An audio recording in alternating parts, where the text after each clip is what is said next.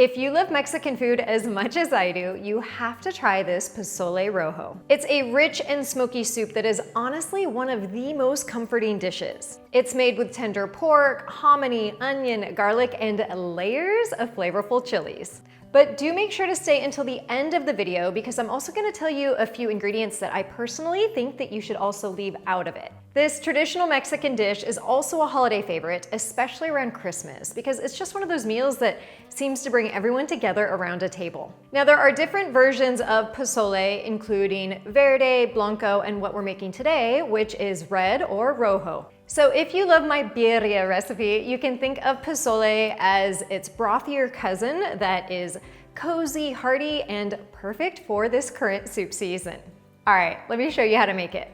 To get started, you'll need 3 pounds of boneless pork shoulder that's been trimmed of excess fat. So I usually buy a 4-pound pork shoulder to give me a little extra wiggle room to remove that fat and still have plenty of meat. You can see here that this pork shoulder has a bit of fat on this side, so I'll just trim that off and any other bits along the way as I slice it up. Cut the pork into chunks about 3 inches or so in size. You don't need to measure as we'll eventually shred this meat, so just cut large chunks similar in size so that they cook evenly.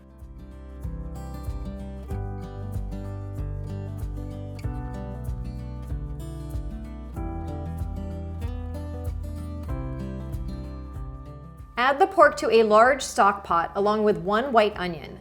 I slice the onion in half and then peel it before adding it to the pot. This, along with 1 whole head of garlic, helps to flavor the meat while it simmers. And you can just cut the tip off the garlic to expose the individual cloves. Add 3 bay leaves, 2 teaspoons of kosher salt, and about 10 cups of water. The water we're adding here will be the base of the soup, and you can always add more water for a brothier soup in the future. Though as this recipe is written, it does serve quite a bit, about 8 portions, so enough to feed several hungry bellies. Bring the water to a boil, then reduce the heat to a gentle simmer. Skim off any foam and impurities that rise to the top with a large spoon, and I just dump that into a small bowl that I have off to the side.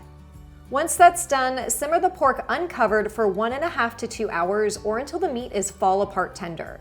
And just a quick note that you will have some evaporation of the liquid in the pot, that's to be expected, but if you find that too much is evaporating, you can always loosely cover the pot as well. So while the pork is simmering, let's make the red chili sauce. If you've made my birria recipe, you may have extra chilies already on hand, but for this recipe, you'll need 6 dried guajillo chilies that look like this, and 4 dried ancho chilies that look like this. Guajillo chilies add a rich and subtly sweet earthy flavor, while the ancho chilies amp up the smoky flavor. Many of you may also remember the small arbol chilies I added to my birria, but I don't add them into my pozole. These are what really kick up the heat, so if you do prefer a spicier pozole, you could always add 1 to 2 of them. Slice the ends off the dried guajillo and ancho chilies and shake out all of the seeds.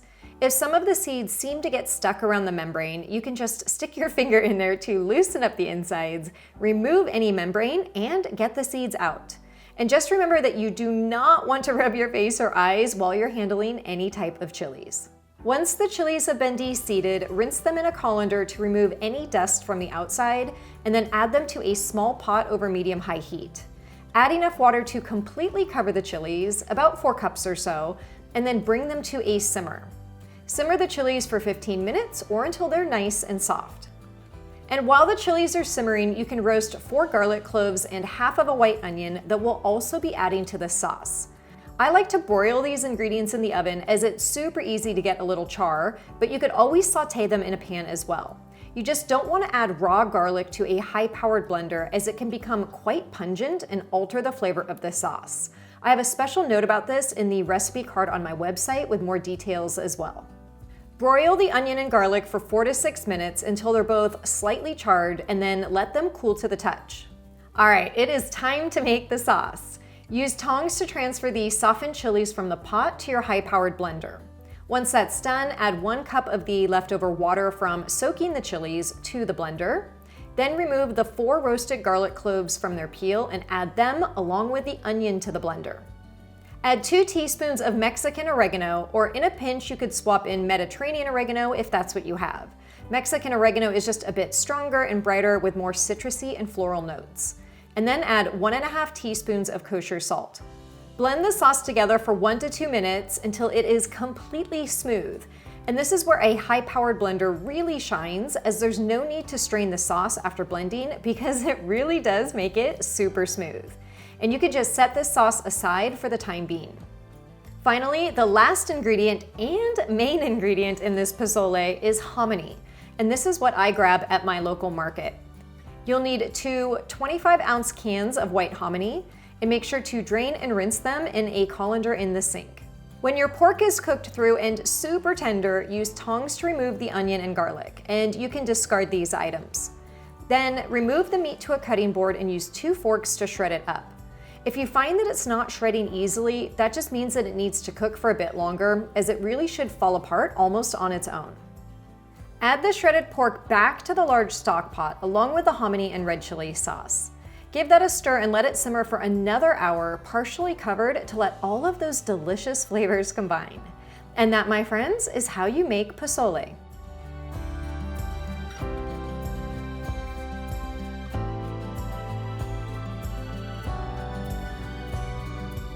But pozole served straight from the pot without any toppings would be a bit boring, because this is one recipe that's all about the toppings, and it still needs some acid added to it.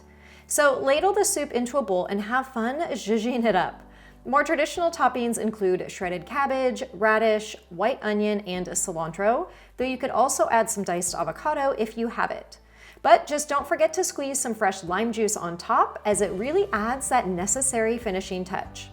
This pozole has big, bold flavor with the perfect amount of heat and smokiness, yet still maintains its light and fresh, brothy soup feel.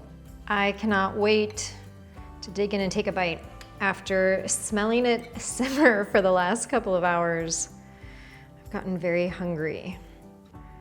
Let's get a good bite. So good. And it is richly layered with so much flavor from all of the different chilies, the garlic, the onion, the hominy. The pork is so juicy.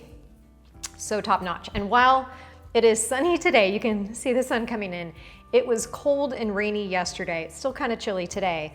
This is the perfect meal for just a cold, chilly day. So again, to reiterate the differences between the pozole and the birria, birria is more of a meat first stew, and this is more of a hominy first soup, even though there are a lot of similar ingredients between the two of them.